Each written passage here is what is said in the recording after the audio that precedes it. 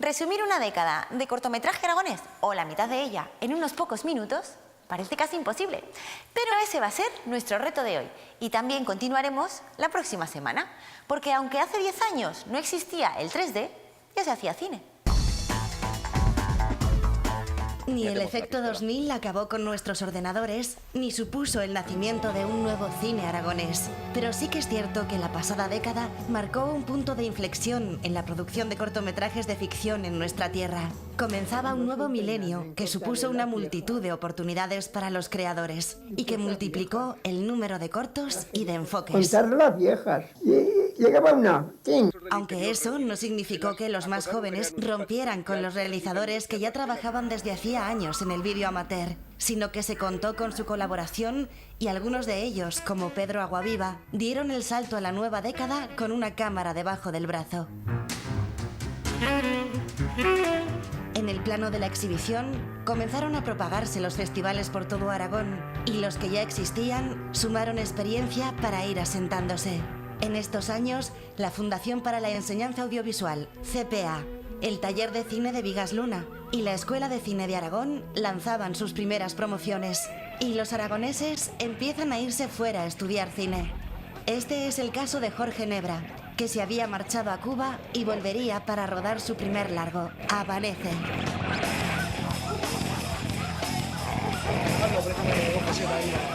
Las nuevas tecnologías hacían su aparición, lo que posibilitó el aumento de trabajos audiovisuales a menor coste y el uso de los efectos especiales. Uno de los trabajos pioneros en este sentido fue, sin duda, La semilla humana.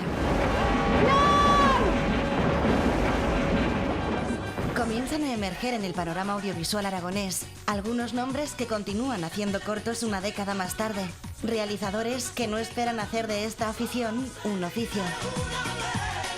Y otros, actores, editores, directores y un sinfín de especialidades más que jugaron con el vídeo y el cine a hacer cortos soñando con lo que ahora es una realidad, vivir del audiovisual. Lo que pasa es que te tengo muy consentida. Y unos pocos, además, han conseguido dar el gran salto al largometraje, como fue el caso de Miguel Ángel Lamata, que en esta época dirigió su primera película, una de zombies. ¿Nos conoces ya? También Paula Ortiz, que está a punto de estrenar este año su ópera prima, De tu ventana a la mía, se daba a conocer con El rostro de Ido. La cara, todo el día junto al fuego, se le va a estropear. A partir de 2002, los festivales comienzan a separar las categorías de cine y vídeo aragonés, y se doblaron los premios.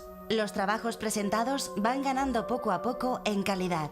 Las producciones iban siendo más costosas y arriesgadas, llegando a rodar en localizaciones como el balneario de Panticosa o recreando las vivencias de los maquis en el Canfrán de 1943.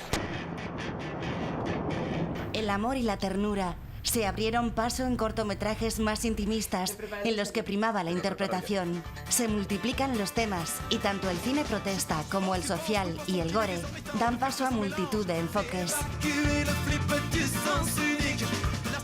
La colaboración entre los realizadores se hacía patente y se crearon productoras que apostaban por el mundo audiovisual como medio de vida.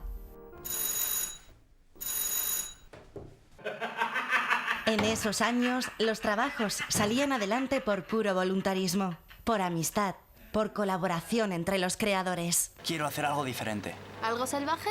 Y así surgió la Asociación de Cortometrajistas Aragoneses, la primera plataforma que nació para defender los intereses del sector del cortometraje y de cuya mano nacerán las subvenciones del Gobierno de Aragón para la creación audiovisual. La ilusión, el empuje y la creatividad de los realizadores fueron elementos esenciales para iniciar el difícil pero emocionante camino del cortometraje en Aragón. En el horizonte de este paisaje artístico ya se atisbaba la promesa de la televisión autonómica y las nuevas tecnologías, pero eso os lo contaremos la semana que viene.